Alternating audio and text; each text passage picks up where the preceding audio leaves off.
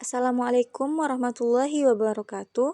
Perkembangan Islam pada masa Daulah Umayyah II, Daulah Fatimiyah, dan Daulah Mamluk yang dibuat oleh kelompok 8 yang beranggotakan Silma Natalia NIM 2120293, Khairi Rawati NIM 2120294, Iqbal Dodi Mansyah NIM 2120321, dengan dosen pengampu Ibu Hidra Ariza, mata kuliah materi pembelajaran SKI. Kita masuk kepada materi pertama, yaitu Daulah Umayyah II di Andalusia. Adapun faktor-faktor masuknya Islam ke Andalusia, yaitu pada masa Walid bin Abdul Malik yang memerintah pada tahun 86 sampai 96 Hijriah atau 705 sampai 715 Masehi, pasukan Bani Umayyah dapat mengalahkan bangsa Gothia Barat yang pernah menguasai Andalusia. Bangsa Gothia Barat ini adalah bangsa yang berkuasa dengan sangat kejam terhadap pribumi. Karena itu, golongan pribumi dan sejumlah besar golongan pelayanan dan budak bekerja sama dengan umat Islam saat penaklukan tahun 711 Masehi. Karena kekejamannya menyebabkan perpecahan elit politik, penindasan penguasa Nasrani terhadap orang-orang Yahudi, pembebanan pajak yang sangat banyak terhadap rakyat. Hal tersebutlah yang menyebabkan masuknya Islam ke Andalusia. Selama 40 tahun masa Bani Umayyah di Andalusia, terdapat 21 gubernur. Pergantian gubernur dilakukan dengan cara yang berbeda-beda. Ditunjuk langsung dari Damaskus, ditunjuk oleh gubernur di Afrika Utara, dipilih langsung oleh masyarakat di Andalusia. Dalam kekacauan inilah, datanglah Abdurrahman Ad-Dakhil setelah 5 tahun pelarian dari kejaran Daulah Bani Abbasiyah, pasukan tentara. Abdurrahman bin Habib al-Fihri, Gubernur Afrika. Abu Ja'far al-Mansur, Khalifah Bani Abbasiyah. Perkembangan Islam pada masa Daulah Umayyah II di Andalusia. Adapun para khalifah yang memimpin Daulah Umayyah II, yang pertama Abdurrahman Ad-Dakhil, yang memerintah tahun 756 sampai 788 Masehi. Yang kedua Hisham I, memerintah 788 sampai 796 Masehi. Yang ketiga Al-Hakam I, memerintah 796 sampai 822 Masehi. Yang keempat Abdurrahman Al-Ausad, yang memerintah 822 sampai 852 Masehi. Yang kelima Muhammad I, yang memerintah 852 sampai 886 Masehi, dan lain-lain. Selanjutnya perkembangan Islam di Andalusia terdiri dari 4 periode. Periode 1 terjadi pada tahun 711 sampai 755 Masehi. Periode 2 terjadi tahun 755 sampai 912 Masehi. Periode 3 terjadi pada tahun 912 sampai 1013 Masehi. Periode 4 terjadi pada tahun 1013 sampai 1086 Masehi. Periode pertama yaitu tahun 711 sampai 755 Masehi. Pada periode ini, Spanyol berada di bawah pimpinan para wali yang diangkat oleh Khalifah Bani Umayyah yang berpusat di Damaskus. Pada periode ini, politik belum tercapai semuanya, gangguan-gangguan masih terjadi baik dari luar maupun dari dalam.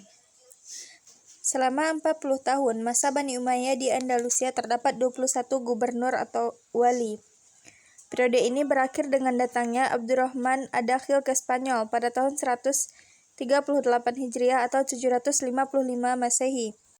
Pada periode kedua yaitu tahun 755 sampai 912 Masehi.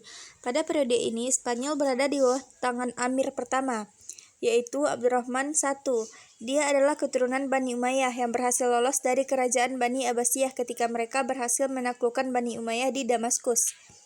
Selanjutnya, Amir yang memimpin pada periode kedua ini, yang pertama Abdurrahman Ad-Dakhil, yang kedua Hisham, yang ketiga Al-Hakam, yang keempat Abdurrahman Al-Ausad, yang kelima Muhammad I, dan keenam Al-Muzir, dan yang ketujuh Abdullah. Pada masa Abdurrahman Ad-Dakhil, yaitu tahun 756 sampai 788 Masehi, ia mulai memperhatikan kemajuan peradaban Islam, seperti membangun saluran air bersih, membangun villa, membangun Masjid Cordova, membangun jembatan. Dalam pembangunan masjid, beliau memproklamirkan pembangunan Masjid Al-Jama di lokasi gereja San Vincent dan diperluas. Pada masa Hisham I, yaitu pada tahun 788 sampai 796 Masehi, ia berjasa dalam menegakkan hukum Islam. Pada masa beliau berkuasa Masjid Al-Jama ditambah dengan kolam dan menara. Pada masa Al-Hakam I, yaitu tahun 796 sampai 822 Masehi, dikenal dalam pembaharu dalam bidang kemiliteran. Pada masa Abdurrahman Al-Ausat, yaitu tahun 822 sampai 852 Masehi, ia dikenal sebagai penguasa cinta ilmu. Beliau mengundang para ilmuwan untuk datang ke Andalusia dan mendatangkan berbagai kitab-kitab dan buku-buku dari timur, sehingga perkembangan ilmu pengetahuan semakin semarak. Pada masa beliau berkuasa, Masjid Al-Jamak diperluas 2 kali lipat lebih besar. Pada masa 3 khalifah setelahnya, yaitu Muhammad I tahun 852 sampai 886 Masehi, Al-Munzir tahun 886 sampai 888 Masehi, Abdullah tahun 888 sampai 912 Masehi. Dari ketiga penguasa ini tidak tampak perkembangan Islam yang menonjol, melainkan kemerosotan yang fatal. Banyak pemberontakan sehingga wilayah kekuasaannya semakin sempit. Banyak negara-negara kota yang memiliki pemerintahan sendiri, yang keluar dari pemerintahan Islam yang dikuasai oleh pemerintahan pusat Andalusia. Sampai lahirnya Abdurrahman III. Pada periode ketiga, yaitu tahun 912 sampai 1013 Masehi, dalam periode ini para penguasa Bani Umayyah II memisahkan diri dari kekhalifahan Bani Abbasiyah di Baghdad, yang pada waktu itu khalifahnya adalah Al-Muqtadir, yang meninggal dunia karena dibunuh oleh pengawalnya sendiri, dan ini dijadikan sebagai saat yang baik untuk membentuk kekhalifahan sendiri di Andalusia. Adapun para khalifahnya adalah Abdurrahman III, Al-Hakam II, Al-Hisham II. Pada masa Abdurrahman III, yaitu tahun 912 sampai 961 Masehi, kemajuan-kemajuan yang dicapainya sangatlah banyak, dapat mempersatukan kembali kerajaan Umayyah II menjadi satu kekuasaan yang tunduk patuh padanya. Dalam pembangunan Masjid Cordova pada tahun 951, beliau membuat menara baru dan memperluas taman ke sebelah utara. Pada masa Al-Hakam II, yaitu tahun 961 sampai 976 Masehi, ia melanjutkan perluasan lagi dengan 12 kolam baru yang dianggap sebagai perluasan yang signifikan. Yang uniknya adalah masjid ini berkiblat dari tembok suci yang tidak menghadap ke Mekah. Tembok dibangun dari utara ke selatan dan dibagi antara selatan dan timur. Di saat beliau merencanakan untuk membetulkannya, maka terjadi kontroversi. Salah seorang cendekiawan muslim mengeluarkan pesan, "He who follows tradition does right. He who gives himself to novelties will fail." Sedangkan pada masa Hisham II, yaitu tahun 976 sampai 1009 Masehi, karena beliau diangkat sebagai khalifah dalam usia belasan tahun, maka pemerintahan dikuasai oleh para pejabat negara. Pada tahun 981 Masehi, beliau mengangkat Wazir Ibnu Abi Amir yang menjalankan pemerintahan secara penuh. Karena ia seseorang yang ambisius, maka kemegahan daulah-daulah ini semakin maju. Setelah ia wafat, diganti oleh anaknya yang bernama Muzaffar tahun 1800 Masehi. Al-Muzaffar meninggal dan digantikan oleh adiknya karena ketidakcakapannya Islam menjadi hancur, dan pada tahun 1009 Masehi, Khalifah Hisham II mengundurkan diri. Setelah ini, kekuasaan Islam menjadi hancur dan terbentuklah mulukut Tawaif yang berpusat di kota-kota Spanyol seperti Sevilla, Cordova, Toledo, dan lain-lain. Kita masuk kepada Daulah Fatimiyah. Sejarah berdirinya dinasti Fatimiyah di Mesir. Dinasti Fatimiyah mengalami puncak kejayaan pada masa kepemimpinan Khalifah Al-Aziz. Kebudayaan Islam berkembang pesat pada masa dinasti ini, ditandai dengan berdirinya Masjid Al-Azhar yang sekarang dikenal dengan nama Universitas Al-Azhar. Terbentuknya dinasti Fatimiyah di Mesir pada awalnya disebabkan oleh adanya konstelasi politik yang terjadi dalam dinasti Abbasiyah selaku payung kepemimpinan umat Islam. Dinasti Fatimiyah berakhir setelah Al-Adid selaku khalifah terakhir dinasti Fatimiyah jatuh sakit. Penyebab berakhirnya dinasti Fatimiyah secara substansi memiliki kesamaan dinasti-dinasti sebelumnya, yakni disebabkan oleh faktor ketidakstabilan politik atau terjadinya perebutan kekuasaan antar umat muslim. Lembaga pendidikan Islam pada masa dinasti Fatimiyah di Mesir. Lembaga pendidikan Islam tidak hanya terpusat di masjid semata, melainkan ada beberapa lembaga-lembaga baru pendidikan yang dibentuk dan memiliki fungsi yang cukup kompleks untuk pengembangan pendidikan Islam berdasarkan tingkat kebutuhan pendidikan pada masa dinasti yang berkuasa. Kondisi ini juga dilihat pada era dinasti Fatimiyah, mengingat terdapat beberapa lembaga yang dijadikan pusat pengembangan pendidikan Islam antara lain, yang pertama Masjid Istana, yang kedua perpustakaan, dan yang ketiga Dar al-Ilm. Perkembangan ilmu pengetahuan pada masa dinasti Fatimiyah di Mesir. Dalam perkembangannya, para ulama mengklasifikasi ilmu pengetahuan di masa dinasti Fatimiyah ke dalam beberapa bidang ilmu pengetahuan, antara lain bahasa dan sastra, kedokteran, syair, dan filsafat. Kedudukan Al-Azhar dalam pengembangan pendidikan Islam pada masa dinasti Fatimiyah di Mesir.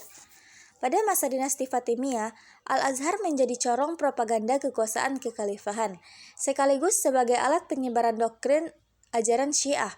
Selain itu, ada beberapa hal yang mendasar untuk melihat eksistensi Al-Azhar sebagai lembaga tinggi yang erat hubungannya dengan pengembangan pendidikan Islam pada masa dinasti Fatimiyah, yaitu sistem pengajaran Al-Azhar, kurikulum pengajaran Al-Azhar, peranan Al-Azhar dalam mencetak ulama. Yang ketiga, kita masuk kepada Daulah Mamluk. Proses berdirinya Daulah Mamluk. Daulah Mamluk berkuasa di Mesir pada tahun 1250 sampai 1517 Masehi. Selama 80 hari, Sultanah Syajarah Ad-Dur berkuasa di Mesir. Daulah Mamluk terbagi menjadi dua. Yang pertama, Mamluk Bahri, yaitu tahun 1250 sampai 1390.